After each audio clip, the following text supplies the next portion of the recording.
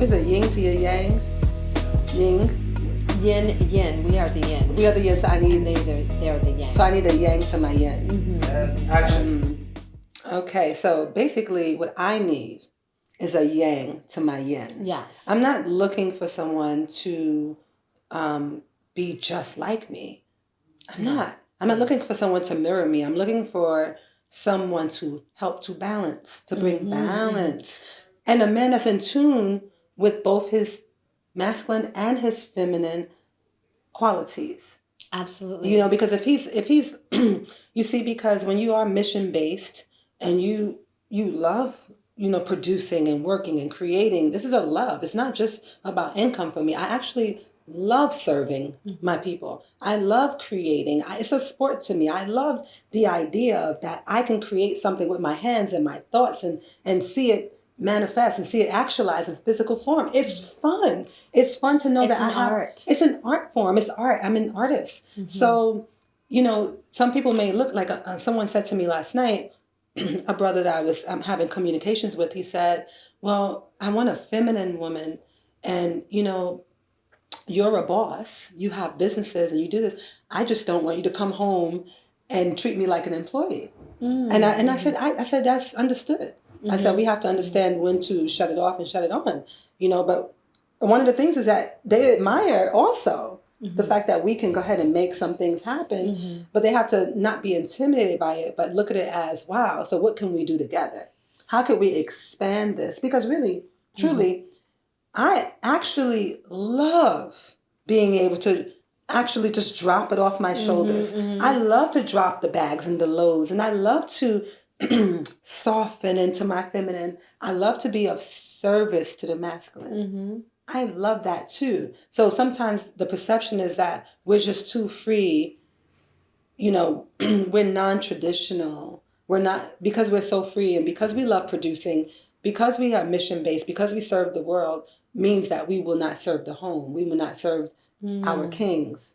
You know, wow. But this is not true. I'm fascinated by this. This is a good topic. It's a great topic because that's not true. It's not true at all. You know, it's just that it's the perception of, I think it's something to do with control, really. I think it's something to do with the nice girl, the ideology of a nice girl or a good girl or a good wife, you know, and I believe, because I've been hearing this, you know, a woman that's free and she's whimsical and she's dancing and she's just happy. It could be threatening because it's attractive. Well, it's a few things. One is, let's talk about the business aspect. Okay. When a woman is an entrepreneur, when a woman is in her business mind, when a woman is into producing, creating, being the artist, going out and doing things in the world, you are in your masculine. Yes. Okay. So that's a big one that women need to understand. And part of, like you said, there's a cost, there's a price to pay for.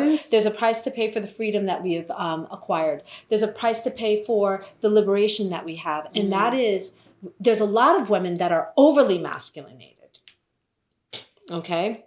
So when we talk about what is the priestess's work, definitely to bring back that sense of balance. It's balance. Okay. So this idea of the divine feminine is definitely, I'm constantly questioning, what is that to be in the masculine? Now, what is it to be in the feminine? Do you understand what I'm saying? So this is something of what that is. So we're figuring this out. We're figuring it out through our lives. But what you brought up is so important. What is it that men want? I think for a woman like yourself, you're very dynamic. So on the one hand, yes, you do have that masculine drive. Yes, you have that go get it mentality. You have that force about you, which men can be intimidated by. I mean, I'm just from New York. It's not just, you could have been from Oklahoma, girl. No, I know. You could have been from under a damn rock, and it would be there. It's who you are. It is who I am. It's a big part of who you are, Hadiiya. But at the same time, you are extremely feminine. Yes. You're extremely feminine. So you have like both very strong, which says to me, though, you're going to have to, the type of man that would be able to be with you, to be able to like balance you, he would have to be a very powerful man. And very masculine. You see, let me tell you something. This is for the men, to understand this. Hold on. Let me get perched for this one, okay? Let me soften up into the feminine, okay? Really delicate. You see, the divine feminine loves the divine masculine. The alpha, we love the alpha male.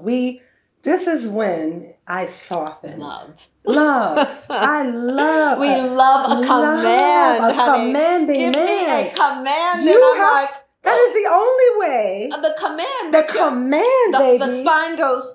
Okay, I said, wait, what you need? What you want me to make you? Command? What you want? You need me to rub your feet, baby? What you need? I got you, okay? Yes. Honey. We need that. Like, so a strong, I'm feminine and I have my masculine because I'm about getting it done. And I like getting it done. But I want to get it done for him too. Okay? I don't want to just get it done by myself. Mm-hmm. I want us to get it done. Mm-hmm. And I want to get done what you need to have done. So I am highly attracted to the alpha male. And it's the alpha male's command that will bring us right into our feminine, into the place that they really desire. Yeah. But he has to be willing to really accept and really stand into his role of leadership. That's true. We want a man that leads. A man that leads is important, but also a man, I feel, that can... I'm different. I'm in a different stage of my life. So I don't even know if I could... Okay, go ahead. I'm in a different stage of my life. And I feel that for me personally, I'm in a stage where it's not going to be an easy space for a man to be with me. This is true. I'm okay with it. I get it. No, I'm really okay with that. And I really understand it. Okay. Part of it, I will say this. I'm in my own time zone now.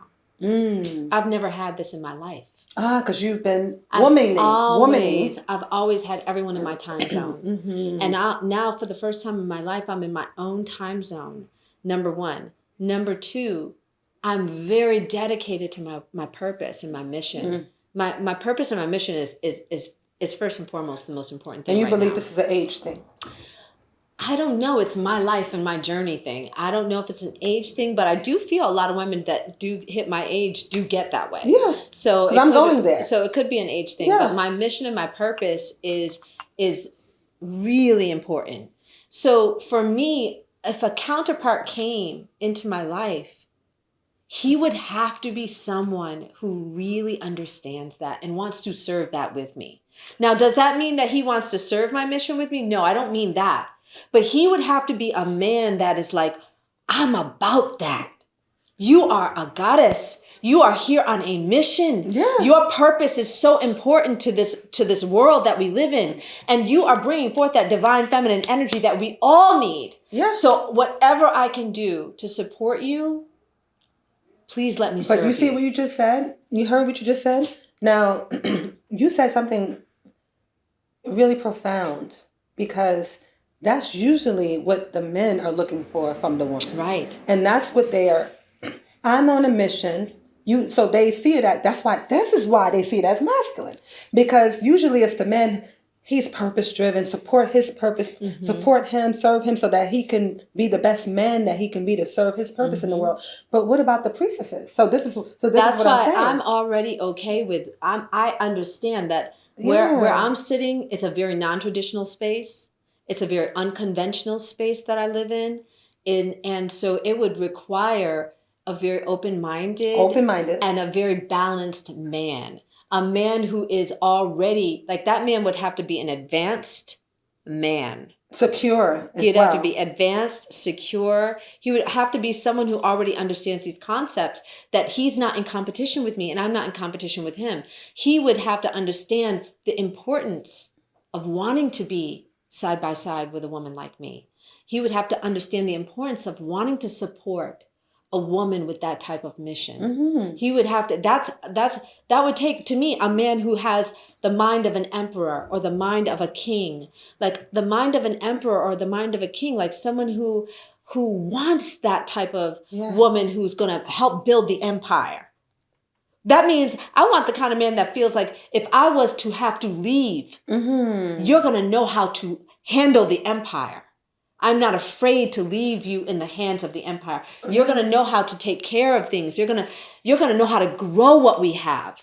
You're going to know how to protect what we have. You're going to know. That's the kind of man I would need to be with, because that is the type of woman that's where I'm at in my mission. And my mission, I'm thinking about my grandchild. I'm thinking about my great-grandchildren. But see this, I'm thinking about my great-great-grandchild. I'm thinking about five generations from now. Yes. What am I building that's going to leave, that's going to make them feel like great-great-great-grandma, this is what she did. She handled that business. Well, this is why the masculine, the balance, this is where we want to bring it back to the balance. And this is why the balance of the masculine and feminine, understanding when to bring it up, when to bring it down, is very important. That's right. This is why it's important, because when we think about feminine, we just think about receiving and flowing and, that type of energy. And it's beautiful to be in that space. But it's imbalance to be in that space all the time, because we have things that we have to get done. And we came to this earth at a particular time on this planet. This is not the generations before us. We came here to be a part of the shift.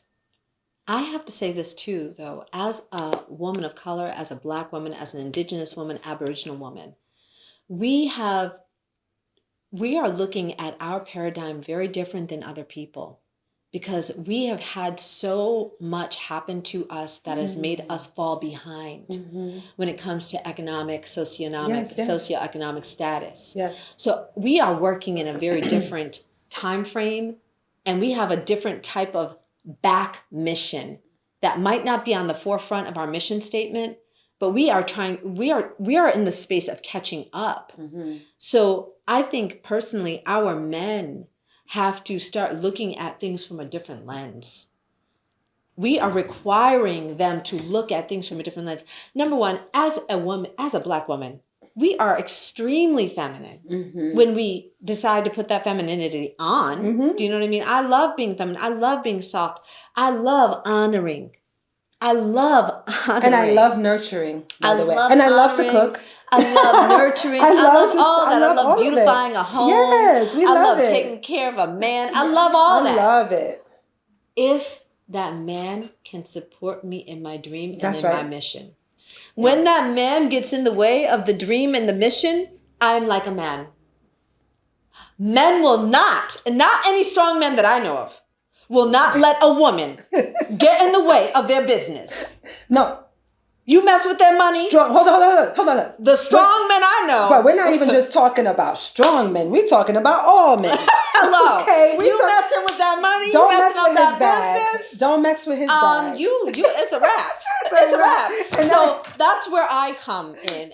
That's where the masculine comes in with me too. I have a mission and a dream. I have a purpose as well. And if somebody's going to interfere with that, that's where the boundary is at. Yeah. Cheers. Cheers.